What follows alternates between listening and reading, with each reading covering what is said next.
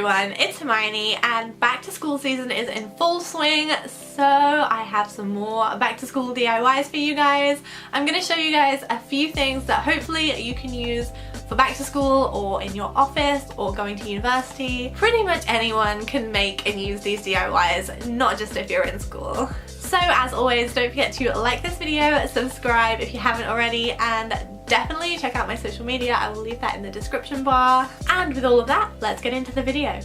The first thing I'm going to show you guys how to make is this pencil case, and you won't believe it, but this is actually made from a cardboard cereal box. But don't let that fool you, because it is very sturdy and it will hold a lot of school supplies. So start by taking your cardboard box, and then you're going to measure how tall you want the case to be. This is up to you. Mine was 3.5 inches. Draw that line across the front and sides of the box, and then for the back you're going to want to extend it. So measure the sides of the box, add this number onto the height of the box, and then add an extra bit for the flap. Then you're going to want to cut that out, and what you're going to have is a box that looks like this. It's going to be much longer in the back so that you can bend it over the top. Pull apart the sides of your box and then lay it flat. We're now going to create the top where the flap comes over, so draw a line across the box and then that width of the side of the box as we talked about earlier. Fold these over and score them so that they create the lid of the box. I gave mine a coat of paint. This is optional, but it does stop the packaging showing through your fabric and your paper. So I laid it on the fabric, and then I'm just cutting up the seams of the box to make it easier to fold.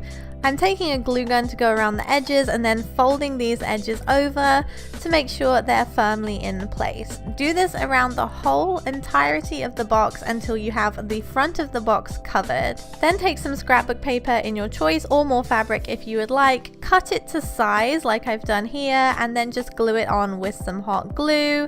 This will create the inside pattern of your box. When that is finished, you're going to want to fold over all of the moving parts again so that you can go ahead and glue your box together. I'm using hot glue for this again because I feel like it really works well for mixed medias such as fabric and paper together.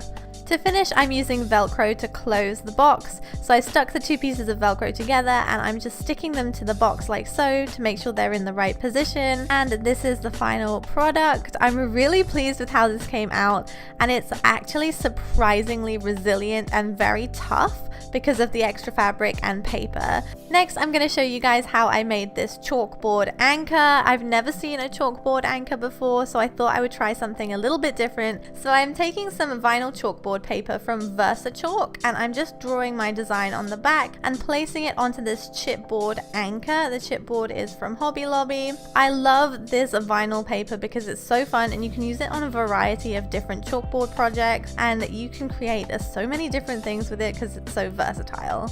I decided to paint it blue on the sides, but I didn't like it, so what I'm doing is going in with a Sharpie pen and going around the edges. This also hides any mistakes you might have made. Then I'm having fun decorating the chalkboard in multiple different ways. This is so much fun. I'm using the VersaChalk chalk pens. These come in a range of thicknesses. They've got the thin ones, the thick ones, and I've got the neon ones, which I think is so cool, but I'm using plain old white. This is what came with the vinyl paper itself. And then I had a little bit of fun making this henna design, which maybe doesn't go with the nautical theme, but I thought was so cute. So if you guys try this, have fun and let your imagination run wild.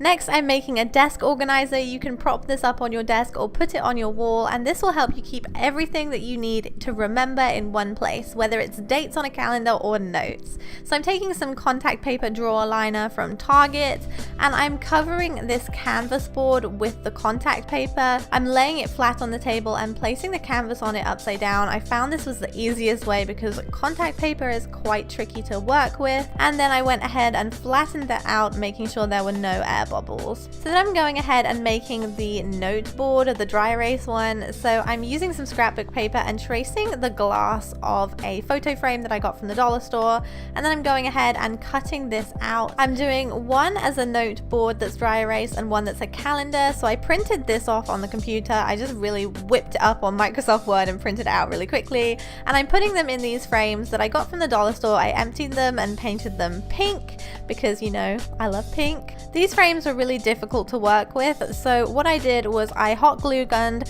3 sides, leaving the top open.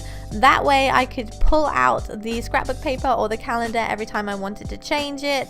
As you can see here, these are the 3 sides and I left the top open. To make this super functional, I hot glue gun some post-it notes to the bottom of the organizer, just so they're there when you're at your desk. You can take them and use them, and I also created a little space on top to pin any reminders or photos that you wanted to pin. And finally, here is a really quick and easy way to DIY some of your notebooks and make them look a little bit more exciting. I'm taking scrapbook paper and a composition book from Target, and on the back of the scrapbook paper I'm drawing geometric shapes that I'm then cutting out. I used a printed one and a plain one to mix it up a little, and then I'm gluing these on with Mod Podge. And don't worry if you don't want to buy a big old book of scrapbook paper, you can use a paint pen like so or a regular Sharpie and draw fun patterns on plain paper like I'm doing here. And this is a really fun way to make your own designs on your notebook. I'm just doing really abstract blobs and then some wobbly-ish kind of lines on this one too. And this is the finished result, and you can let your imagination run wild and use whatever kind of print or patterns to make this geometric style notebook. So that is everything I have to show you guys in this video. Let me know if you're going to try and make any of these things in the comments down below. Once again, don't forget to subscribe if you haven't, and I will see you guys in my next video. Bye!